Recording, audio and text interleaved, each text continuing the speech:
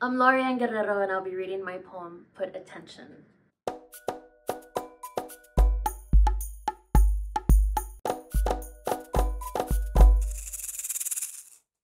Put attention, Grandma would say, as if attention were a packet of salt to be sprinkled, or a mound we could scoop out of a carton like ice cream.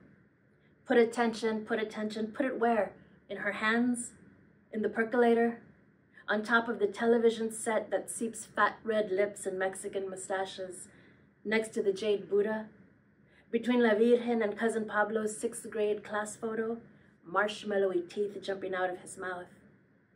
We never corrected her. Like the breast, Spanish lulled Grandma's tongue as we threw down shards of English, laughing for her to leap in and around. Put attention, put attention. Put it where? Shall I put attention in my glass and drink it soft like Montepulciano de Abruzzo, like Shinerbach, horchata? Put attention. Ponga atención, she tried to say in our language. Put attention somewhere large, back into her eyes, in the part of her brain that doesn't remember her own daughters, how to make rice, translate instructions. My grandmother, my mother's mother, got dementia, was diagnosed with dementia, years ago. Gosh, I think I wrote this poem in 2011 or 12. She passed away a few years ago, but as my mother and her sisters were caring for her, we started noticing the things that she was forgetting, including, she would get confused in which daughter was which, and sometimes wouldn't even remember their names, which was heartbreaking to watch your mother go through that. And it was interesting because, being the granddaughter and being little, there's like 38 cousins. Like my grandmother had 9 children, so there's a whole bunch of us, and we'd be little running around in the house and stuff. And English was all of our first language, but it was our parents and our grandparents. Spanish was their first language. And so she didn't speak English very well. She spoke English, but we made fun of her. We made fun of her. And all the years later, while watching her lose her memory, and it dawned on me how courageous she was, brave, to keep speaking, to speak both languages, to speak to us despite what we were doing to her.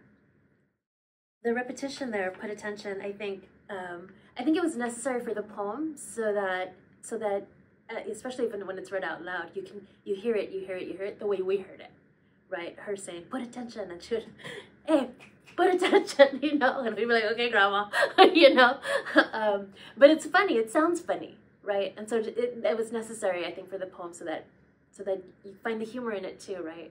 It was cute, it made her, it was endearing,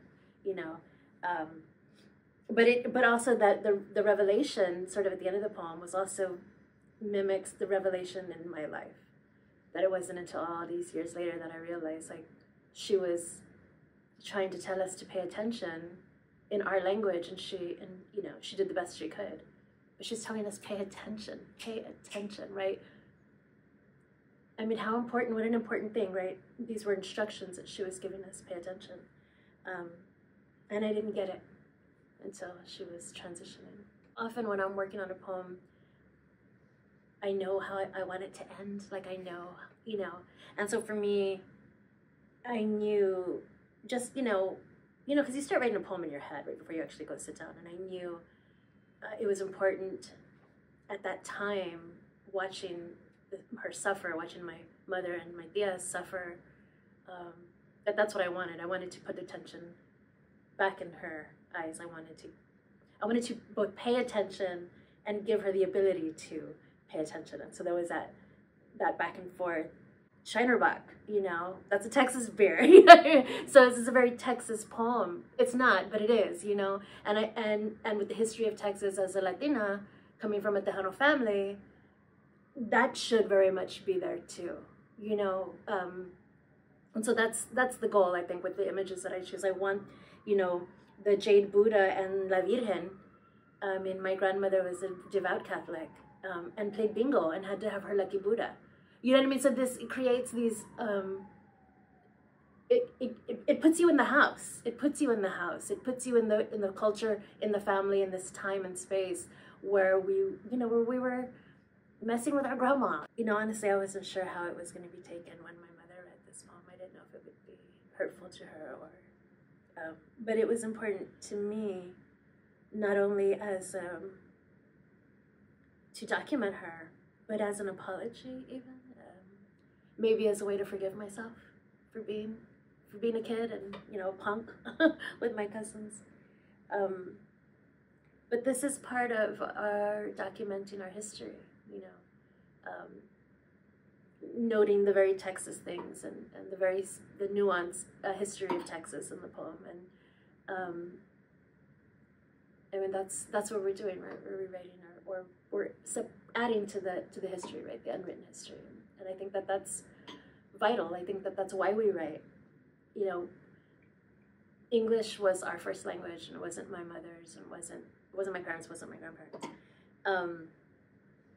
But it's interesting because coming from Texas, we have the same sort of struggle that people around the country have, like being first generation or whatnot.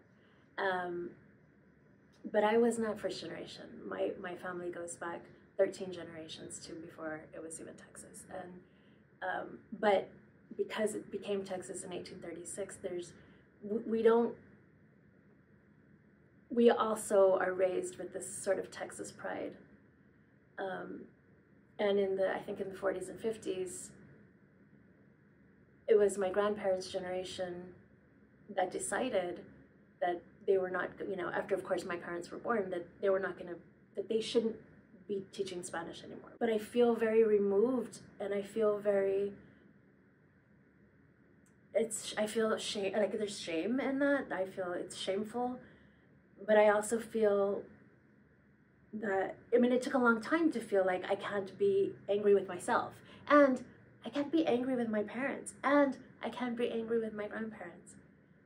This was not something they did to hurt us, or in fact, it was the opposite. They were trying to help us. And so I'm not fluent in Spanish, my children are not. And that was because they loved us. So it is a very difficult relationship that I have with these languages, and I mean, so many of us do. But you know, I also struggle with, I mean, how can I not just struggle with this idea of that, you know, I love being Tejana. I love my Texas identity, and at the same time, I'm angry about it. So it's a very difficult. I mean, even when I'm not writing about Texas, I'm writing about Texas, and when I'm not writing about my family, I'm writing about my family, and language. It's all there. There's something about knowing who you are and honoring the people you come from, the people and the places you come from, that helps build up your own spirit and builds up who you are, so that you can walk in the world more confidently, honoring yourself and your history, the city you came from, the street you grew up on, the grandparent who couldn't speak English perfectly. Those are the things that make up who we are, and the more we write them down and the more we share them, the more confidently we walk in the world. As long as we keep writing and reminding each other of that, I think there's so much to learn and so much to love, not just about each other, but about ourselves too, which we're not taught to do in this culture.